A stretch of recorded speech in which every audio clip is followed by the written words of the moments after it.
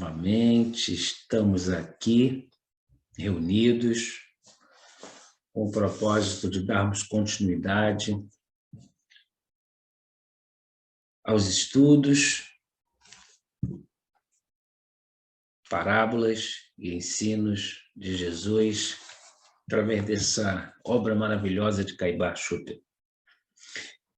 E hoje nós vamos dar continuidade a uma série de parábolas que o Mestre Jesus deixou sobre o Reino dos Céus. Nós já falamos sobre algumas, do Reino dos Céus, a gente já falou sobre o grão de mostarda, nós já falamos sobre o joio e o trigo, falamos do fermento. Nós vamos falar hoje sobre o tesouro escondido. Tesouro escondido. Quando nós falamos em Reino dos Céus, nós espírita não entendemos que o Reino dos Céus ele está em algum local específico na Terra ou mesmo na espiritualidade. Porque nós entendemos que o Reino dos Céus é um estado de alma. É um estado de plenitude espiritual.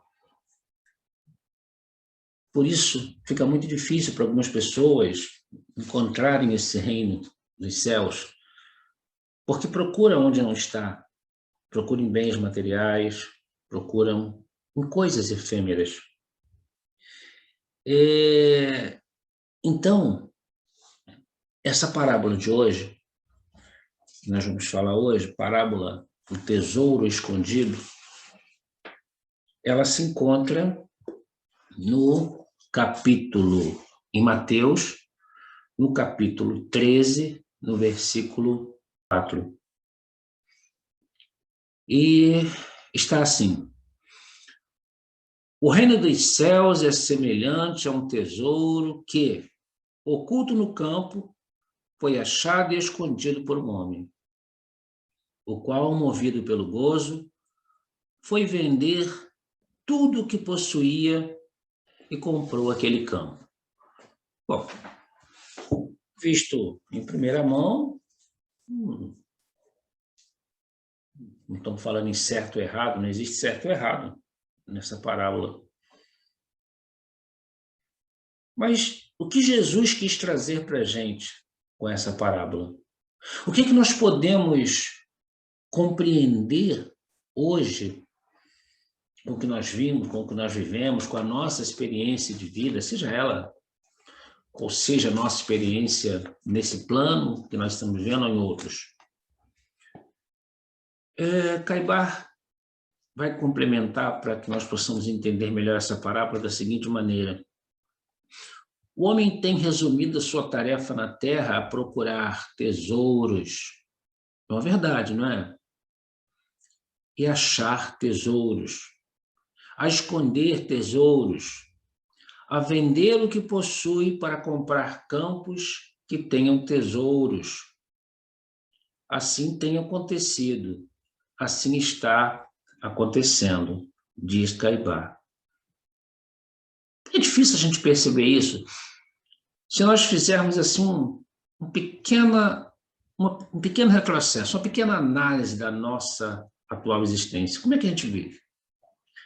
Tem um ex-jogador de futebol americano, é muito interessante isso, Jim Brown, James Nathaniel Brown, um ex-jogador, ele é profissional, ele era também um ator. De 1957 até 1965, ele foi, assim, campeão, né? Ele foi, como se fala nos Estados Unidos, né? Ele foi um running back. Aí ele jogou no Cleveland Browns e no National Football League. O que é interessante desse jogador, né, que foi de sucesso, com o que nós estamos passando agora? É que ele tem uma frase, ele tem um texto, uma frase, que vai direto em cima disso. Ele diz: Os homens perdem a saúde para juntar dinheiro. Depois, perdem o dinheiro para recuperar a saúde. E por pensarem ansiosamente no futuro, esquecem do presente de forma que acabam por não viver nem o presente, nem o futuro. E vivem como se nunca fossem morrer. E morrem como se nunca tivessem vivido. Se a gente for analisar essa frase assim, de uma forma bem fria, bem racional, a gente vai ver que isso é uma realidade. Pessoas constroem. E aí, objetivos a gente bota vários, para deixar para filhos, para deixar para neto, para eu ter uma velhice mais saudável, e cansa. Não aproveita a vida. É claro que aqui, né, Jim Brown coloca e vivem como se nunca fossem morrer e morrem como se nunca tivessem vivido. Para nós espíritas, nós não morreremos. Nós deixaremos esse corpo, retornaremos para a espiritualidade, depois retornaremos para um corpo físico. Então, a morte para o espírita, a morte não existe. A gente pode falar de morte do corpo físico, mas se a gente for na química, se a gente for na ciência, a gente vai ver que existe, na realidade, uma transformação. A gente vai ver que Lavoisier, né, com aquela frase que na natureza nada se cria, nada se perde, tudo se transforma, o nosso corpo físico se transforma. Em quê? Ele volta. Oxigênio, nitrogênio, carbônico, ou seja, todas as substâncias que compõem o corpo físico, mas nós somos individualidades. E talvez seja essa a realidade, é que nós, por não interiorizar essa verdade, que a gente pode sofrer com isso. E aí Caibá fala assim, olha, para que trabalha o homem na Terra? Questiona, né? Para que estuda? Para que luta a ponto de matar o seu semelhante? Para possuir tesouros. Esse é o objetivo das pessoas, possuir coisas. É por isso que se faz, não é por isso que eles estudam, não é por isso que eles trabalham. Possuir coisas, materiais. Jesus, sabendo dos artifícios que o homem emprega na conquista dos tesouros, fez do tesouro escondido dessa parábola uma parábola comparando-o ao reino dos céus. Fê-lo naturalmente para que os que recebessem esses conhecimentos também empregassem todo o seu talento, todos os seus esforços, todo o seu trabalho, toda a sua atividade, todos os seus sacrifícios na conquista deste tesouro. Esse outro tesouro, ao qual ele chamou imperecível. Então, esse tesouro imperecível é que Jesus nos chama a buscá-lo, a encontrá-lo. Porque esse é aquele que os ladrões não o roubam. Então, esse tesouro é o tesouro escondido que nós viemos buscar, que nós deveríamos estar procurando. Deveríamos estar à caça dele, enquanto estamos vilipendiando no nosso corpo físico atualmente. Continua Caibá. O reino dos céus é um tesouro oculto ao mundo, porque os grandes, os nobres, os guias e os chefes de seitas religiosas não querem fazê-lo aparecer à humanidade. Esse tesouro não dá renda física, esse tesouro não é corruptível. Esse tesouro é um tesouro que ele não traz culpa. Não é importante, como ele coloca, trazer esse tesouro, que não necessita de eu dar nada material para recebê-lo. Mas, graças à Revolução, aos ensinos espíritas, aos Espíritos do Senhor, Hoje é muito fácil ao homem achar esse tesouro. Então, graças a essa revolução espiritual que nós compreendemos, que nós procuramos trazer, que a doutrina espírita traz, e de outras religiões, é claro, o homem não precisa estar com essa preocupação.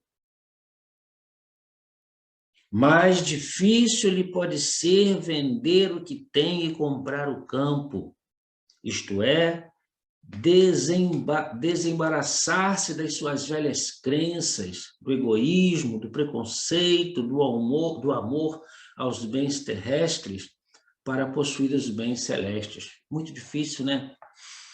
É muito difícil, realmente, para quem tem os seus bens materiais, para quem tem as suas coisas, sabe, sair do seu mesmismo, sair do seu orgulho, do seu egoísmo, largar as suas crenças vãs para entender e aceitar isso.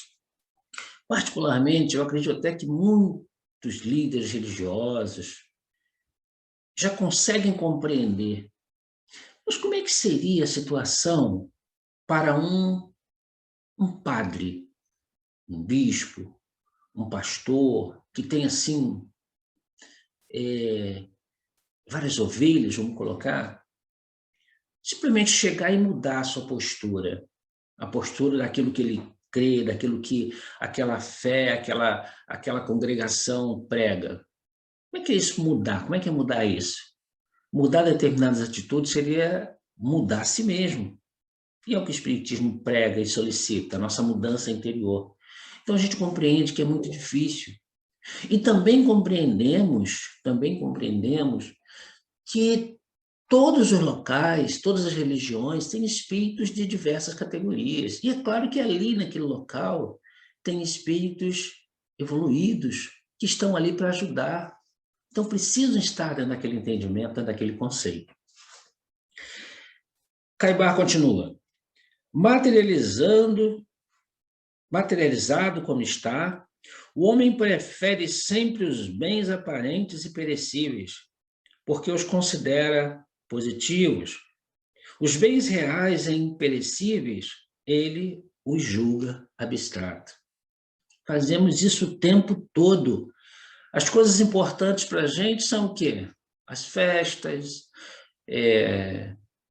as amizades ruidosas, ou seja, tudo aquilo que é material. É o que importa para a gente. A gente deixa de fazer uma caridade, deixa de ir a uma reunião, de ir a uma congregação, para a gente fazer coisas que a gente vê, que nós vemos como o meu momento de descanso.